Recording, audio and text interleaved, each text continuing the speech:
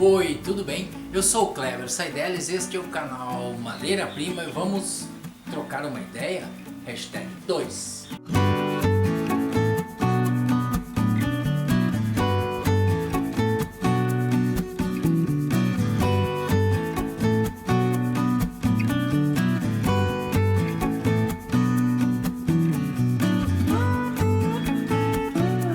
Pois bem, gente, nós estamos fazendo essa série de programas sobre o processo de restauração. Nós fizemos aquele primeiro programa que nós falamos dos critérios, da questão de custos e tal, e nós fizemos então um segundo programa que foi retirada de acabamentos. E esse programa retirada de acabamentos suscitou uma enormidade de dúvidas. Muitos dos nossos parceiros mandaram lá nos seus comentários uma série de dúvidas, então nós resolvemos interromper um pouquinho essa série e vamos sanar essas dúvidas, porque eu acho que é mais legal a gente matar definitivamente a questão da retirada de acabamentos, que é uma das coisas mais importantes do nosso processo de restauração. A retirada de acabamentos e o acabamento final são duas coisas que estão muito ligadas. A qualidade do trabalho que nós fizemos aqui vai ser a qualidade que nós vamos obter lá na hora do acabamento. Então, aqui está o nosso criado mudo, já sem acabamento, que a nossa colega Paula Miguel trabalhou nele. Tem algumas coisas que nós vamos salientar depois desse trabalho aqui. Mas a primeira dúvida foi do Marcos Daniel Longini. Ele disse assim, ó: eu imaginava que o móvel tivesse que ser desmontado. E aí faz uma série de considerações acerca da facilidade que a gente tem com o móvel desmontado. Sim, o móvel deve ser desmontado. Mas aí nós chegamos num impasse, que é uma coisa que eu chamo de desmontagem possível e a desmontagem necessária. Então, esse criado mudo, a necessária, a possível, aliás, é essa que a gente fez. Retiramos a portinha, retiramos a gaveta e os pés. Essa foi a necessária, porque nós não temos objetivo aqui, não precisamos quebrar o móvel. Essa parte da frente aqui, ela é um conjunto que está ligada nessa, ele não está frouxo. Ele não está tendo problemas aqui, então nós não vamos desmontar. O que ocorre é o seguinte: é óbvio que com ela montada, os cantinhos, como bem lembra o Marcos aqui, ele vai ter maior dificuldade de retirar os acabamentos. Então nós vamos retirar o acabamento ou com o removedor ou com a lixa. A questão é a seguinte, gente: em restauração, se a gente quiser fazer um trabalho decente, não tem meia boca. Ou a gente faz como tem que ser, ou a gente está fazendo matação. Então, o que acontece? Se a gente tem uma cadeira e ela está com uma pequena folga, tem gente que vai lá e bota um prego. Tem gente que vai lá e tenta meter uma colinha para dentro da frestinha para tentar colar. Não vai resolver. Então, essa é a desmontagem. Dá uma leve folga, nós vamos desmontar. Mesmo que quebre. Agora, se não tá, a gente vai forçar e ver que ela está estupidamente colada, como é o caso dessa estrutura aqui, nós não vamos quebrar. Óbvio que facilita, mas nós não vamos. Então nós estamos dentro desse conjunto, dessa relação, desmontagem necessária e desmontagem possível. Aqui nós fizemos a desmontagem possível. Certo? Esclarecida essa parte, vamos para a segunda. Nós temos tudo anotadinho aqui, né? Nós somos antigos, ainda é papel, tá, gente? Bom, sobre o removedor. Muita gente questionou o seguinte: tá, mas se tu vai ter que lixar, por que tu já não usa o direto a lixa e esquece o removedor? Tem algumas coisas fundamentais no uso do removedor, que é o seguinte: se nós estivermos tratando de superfície em madeira maciça, mas eu tenho uma lixadeira de cinta, eu tenho uma lixadeira rotorbital, eu tenho uma lixadeira de... eu vou meter a lixa direto. Ok, é uma opção sua. Nós estamos tratando aqui de superfície maciça. Agora, se nós tivermos, por exemplo, uma superfície de compensado, Porque é o seguinte, gente, o compensado entrou no Brasil, começou a ser produzido no Brasil lá em 1920, 1921, com o móveis Simo, que eu falei aqui na história do mobiliário brasileiro, aquele programa que a gente mostra, inclusive a cadeira, que motivou essa tecnologia, a fabricação de compensados. A partir de 1930, 1940, muitos e muitos móveis fabricados no Brasil usavam o compensado para o seu tampo, compensado para suas laterais, como cômodas, cristaleiras, etc. Então nós temos o compensado. O compensado, para quem não conhece, para quem nunca viu, ele tem dois modelitos. Um é o compensado sarrafiado, que é esse aqui. Aqui é um conjunto de sarrafos com uma lâmina. Esse aqui, por exemplo, até é um laminado plástico. Então é o seguinte, a gente não sabe nessa superfície laminada qual é a espessura da lâmina. Uma lâmina tem eventualmente menos de 1 milímetro. Então, supondo que essa estrutura aqui, que esse tampo fosse laminado, o que acontece com o uso do tampo é que o compensado vai tendo algumas pequenas ondulações. Até um dia desses aí no curso, eu falei nessas ondulações e uma colega disse, uma espécie de celulite. Sim, exatamente. Uma espécie de celulite aqui na superfície. O que acontece? Se nós pegarmos então essa superfície e passarmos uma máquina, nós vamos cometer um erro brutal. Nós vamos furar o compensado. Nós vamos furar a lâmina. E aí o nosso trabalho vai virar assim, 10 vezes, 15 vezes mais do que se a gente usasse o removedor. Nós temos esse outro tipo de compensado aqui, que é o compensado chamado naval, que tem também lâminas, mas recoberto com uma lâmina muito fina, que é a lâmina de acabamento. Então assim, em superfícies de compensado, jamais a lixadeira. Jamais a lixadeira. Certo? Então nós vamos usar o removedor. E aí o seguinte, o removedor, gente, por exemplo, o Wellington Rodrigues, o Marcos Barreto perguntou qual é a marca. A gente, por critério aquele que a gente explicou, a gente não vai dar a marca. Mas existem várias apresentações. Tu vai numa loja, tem esse aqui, por exemplo, que a gente usou, é gel. Mas tem líquido, tem pastoso, tem outros tipos de removedor. Então a gente vai escolher aquele que a gente se adapta melhor. Tá? O Marcos Barreto levantou a seguinte questão. Eu uso um que eu espero 5 minutos e aí eu já posso retirar porque ele enruga. O Wellington Rodrigues então perguntou o que vem a ser um removedor. O removedor é um produto químico que é usado especificamente para remover. Então, eu digo isso e até parece uma piada, mas não é. É que a gente usa para remover. A gente remove em madeira, a gente remove em metal, por exemplo, a grade do portão, lá da rua, tá, a gente usa. É muito usado também em chapeamento automóvel, se tu quer retirar a tinta de um paralama, tu vai ali, passa o removedor e tira. No caso da madeira, a gente tem que fazer uma neutralização. No caso da lata do automóvel, eu acho que não precisa, mas não tenho certeza, também não é a minha área, certo? Então, o removedor é específico para retirada de acabamento, para remoção. É um produto que não tem nada a ver com thinner, não tem nada a ver com outros produtos. É claro que existem outros tipos de removedores, vou falar agora, tá? Bom, o Wellington então perguntou, tá, retira selador? Sim, retira selador, retira PU, retira tinta óleo, retira tinta esmalte, enfim, a superfície que tiver.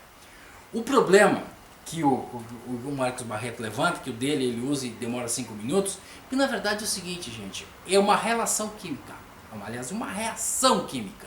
A gente passa o removedor e espera que ele faça uma reação com aquilo que tem embaixo. Então nós não temos como prever. No rótulo ali tem um monte de instruções, demora 5 minutos, demora 10 minutos, demora 20, não. Vai depender do produto que tem embaixo. Eu já tive que fazer 4, 5 passadas de removedor num determinado produto, numa determinada tinta, numa determinada coisa que estava lá que eu não sabia o que era.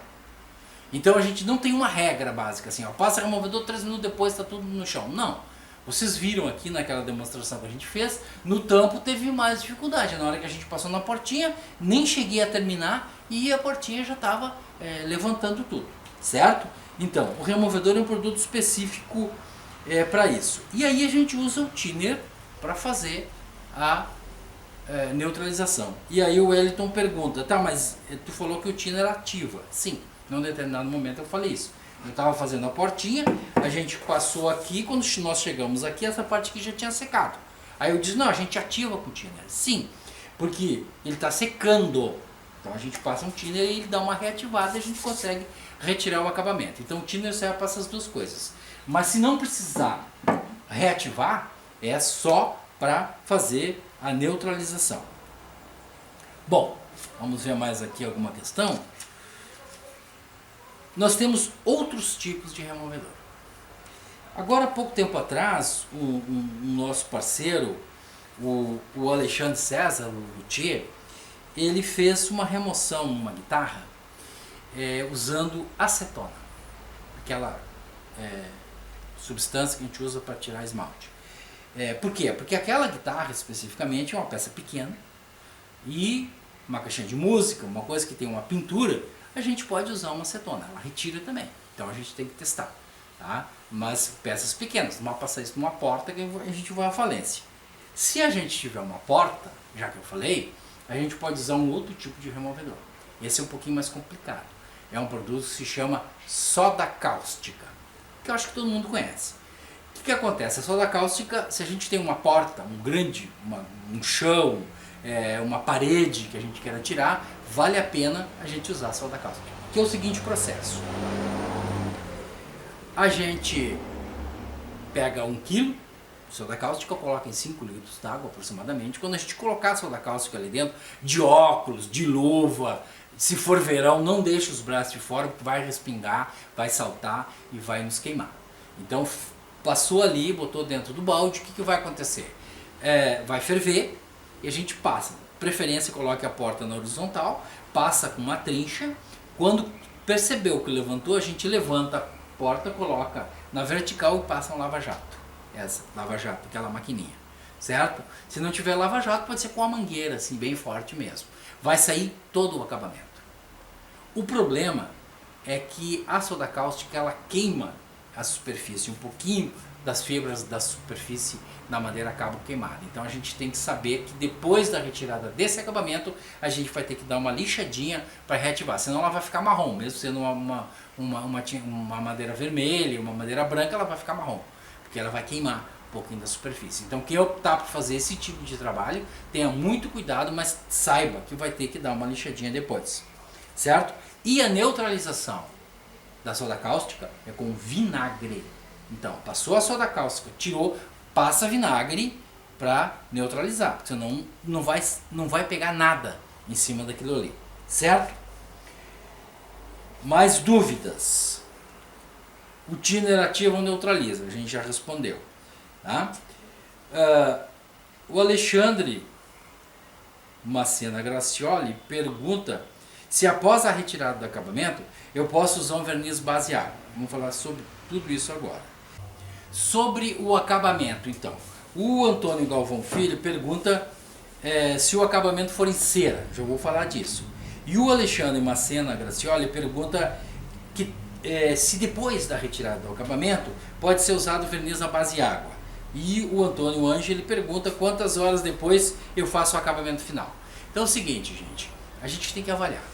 Se o nosso móvel estiver seco, a gente pode seguir o acabamento, certo? Se estiver molhado, se a gente usou, por exemplo, soda cáustica e a peça ficou molhada, não tem que esperar secar. E após isso, qualquer acabamento.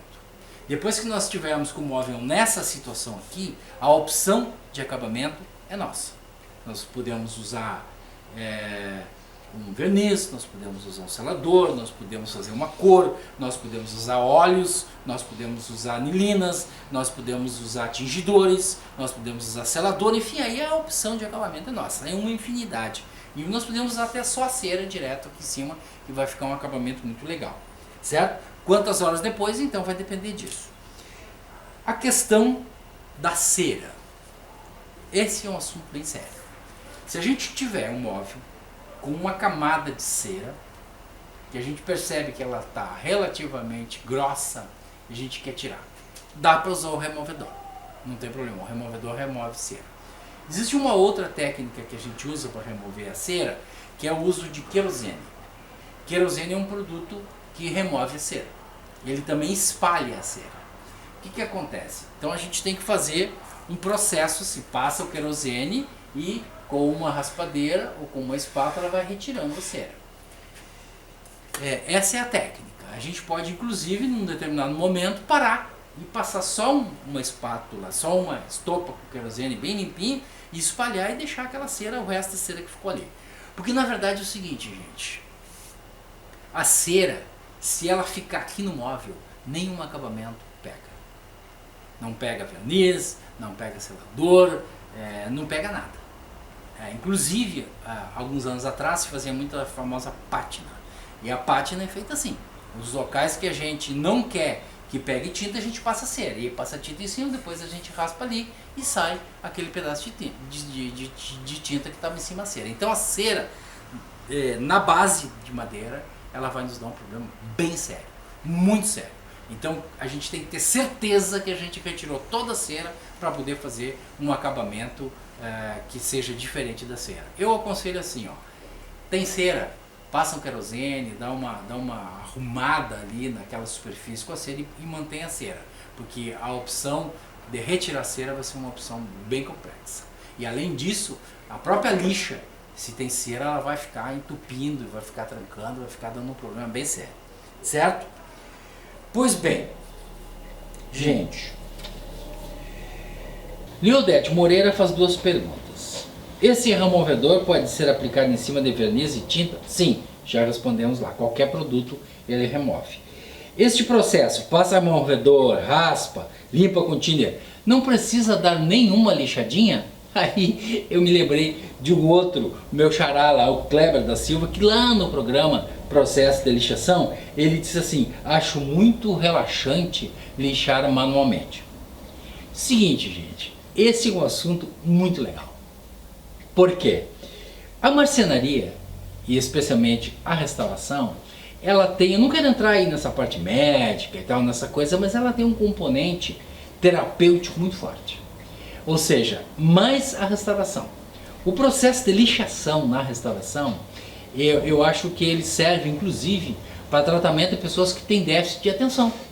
Por quê? Porque a pessoa vai lixar, por exemplo, uma pedra, não tem como lixar assim, né? Olhando para lá ou conversando com o outro. Não, a pessoa tem que se concentrar. É altamente exigível a concentração da pessoa para fazer um processo de lixação. Então assim, ó, Leodete e Kleber, realmente a lixação é terapêutica. Inclusive, a minha mulher, a Lisane Hackman, quando eu dizia assim, eu estou indo para a oficina, ela dizia, tá indo lá para a tua terapia? Sim, estou indo lá para a terapia. Então assim, gente, realmente lixar é muito terapêutico. Então a gente até pode dizer, tem um pessoal que diz assim, tá nervoso, vai pescar. Tem outros que dizem assim, tá nervoso, vai lavar uma louça. E a gente aqui nos diz assim, tá nervoso, tá meio tal, então vamos fazer uma lixação. E para encerrar, gente, a gente quer dar um alô para alguns parceiros, 3 parceiros especificamente. O primeiro deles, o nosso amigo Eduardo Casagrande, lá do Espírito Santo, que foi o primeiro youtuber da área de marcenaria a fazer um elogio aqui ao nosso canal e chamar as pessoas para o nosso canal. Lá no primeiro, segundo programa que a gente fez, ele nos deu o seu prestígio e recebemos da parte dele muitas pessoas aqui no nosso canal. O grupo marceneiro Mega, o pessoal aí que tem amigos e parceiros em várias partes do Brasil, também divulga muito o nosso trabalho. Um abraço aos parceiros. E mais recentemente o Alexandre César Luthier, que fez um desafio lá no seu canal, dizendo para as pessoas nos visitar e para as pessoas conhecerem o nosso canal, e recebemos centenas de amigos, sempre de braços abertos e dando as boas-vindas a todos os amigos e parceiros que chegam aqui no canal Madeira Prima. Então este foi o nosso segundo programa Trocando Ideias, onde a gente explicou mais sobre o processo de restauração. Então deixe lá o seu like, inscreva-se no canal, convide os amigos para se inscreverem e, acima de tudo, preserve seu móvel de madeira. O futuro será mais verde.